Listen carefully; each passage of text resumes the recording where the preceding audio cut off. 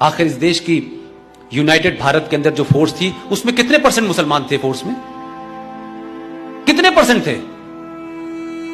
देश बटा तो आर्मी की तो ट्रेनिंग बड़ी हाई ग्राउंड पे होती है, सिविलियन तो चले गए थे, आर्मी क्यों चली गई सिर्फ मुसलमानों की वहां? ऐसा क्यों हुआ भाई? और आप कहते हैं कि हमारे ऊपर यकीन नहीं किया जाता।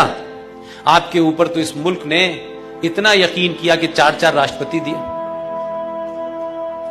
1 उपराष्ट्रपति दिया, जजेस दिए। लेकिन एक घटना का जिक्र मैं इसलिए कर रहा हूं, 2 दिसंबर 1989 देश में वीपी सिंह की सरकार थी। उस सरकार ने भारत में पहली बार किसी मुसलमान को गृह मंत्री बनाया। उसने 2 दिसंबर 1989 में शपथ ली। जरा घटनाओं को देखिए आप। I am wrong? पक्का? 2 दिसंबर को शपथ ली, 8 दिसंबर को बेटी गायब हो गई। महबूबा मुफ्ती की बहन रुबैया सईद का किडनैप हो गया। और किसने किया? JKLF ने, जिसका चीफ अब दिल्ली के एक हॉस्पिटल में है। 2 दिसंबर में शपथ और 8 दिसंबर को किडनैप और 10 दिन बाद छूट गई। 4 बड़े आतंकवादियों को अंतर्राष्ट्रीय तो उनको छोड़ दिया। और यह सिलसिला क्या चला कि उसी दौरान में गुलाम नबी आजाद के घर से बच्चा गायब हो गया, वो भी मिल गया, 27 लोगों को छोड़ दिया। फिर एक और कांग्रेसी थे सेकुलर, जिन्होंने अटल जी की सरकार में वोट नहीं दिया था, 1 वोट से सरकार गिर गई थी आपकी, उनके घर भी कोई गायब हो गया, उसको भी छोड़ दिया, 7 आतंकवादी छूट गए। और आप सोचिए कि 2 दिसंबर को वो आदमी शपथ लेता है, 2 दिसंबर 1989, और 19 जनवरी 1990 में पूरी दुनिया का सबसे बड़ा हादसा पूरे भारत में होता है। लेकिन किसी को अंदाजा नहीं था कि यह आदमी उस हादसे का मास्टरमाइंड था।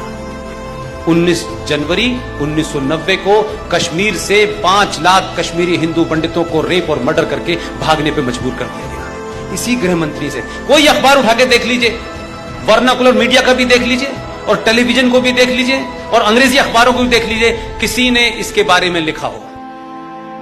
5 लाख कश्मीरी हिंदू पंडित अपने ही देश में माइग्रेंट बन गए हैं, इसकी चिंता नहीं है। लेकिन क्या हमारे देश की ट्रेजेडी है?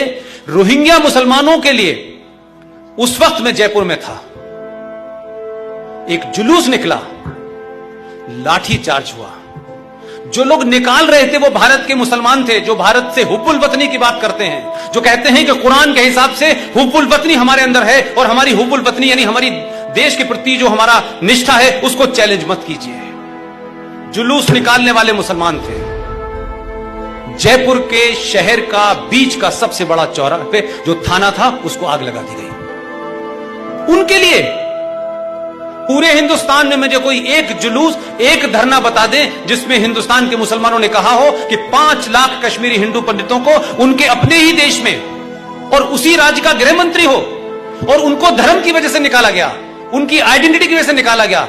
एक कोई मुझे सेमिनार बता दें, मैं अपने शब्द कुतुब मीनार पे खड़े होकर कहूंगा मुझसे गलती हो गई। एक नहीं हुआ, एक कहीं मैंने गंगा जमुना तहजीब नजर नहीं आई, कहीं भाईचारा नहीं, झूठ और मक्कारी के लिए भी किसी ने कोई धरना प्रदर्शन नहीं किया भाई साहब। लेकिन क्या हो रहा है रोहिंग्या के लिए?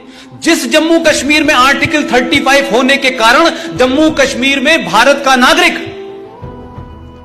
न वहां रह सकता है, न जमीन खरीद सकता है, न कारोबार कर सकता है, न उस राज्य की कोई आपको फैसिलिटीज मिल सकती है, न वहां विधानसभा का चुनाव लड़ सकता है, न वोट डाल सकता है। उस जम्मू कश्मीर में 2008 से लेकर 2019 तक 98,000 मुसलमान बर्मा से जो आए थे, उनके पास आधार कार्ड भी है, उनके पास राशन कार्ड भी है। यह खतरा है इस देश के लिए, यह खतरे महत्वपूर्ण है। क्या आपको पता ही नहीं चल रहा कि धीरे धीरे हो क्या गया?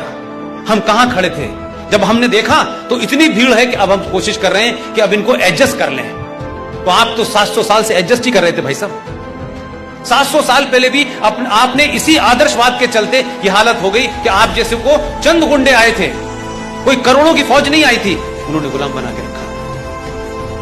700 साल तक आपकी नस्लें दर नस्लें बिगड़ गई, किसी ने सवाल नहीं पूछा। अभी तो 70 साल की कहानी है, हमने 70 साल में भी कुछ नहीं सीखा। लिहाजा इस देश में आंतरिक खतरों में ऐसे खतरे हैं जो शायद आप महसूस नहीं कर पा रहे हैं, लेकिन लगातार है। इस देश में इंटेलेक्चुअल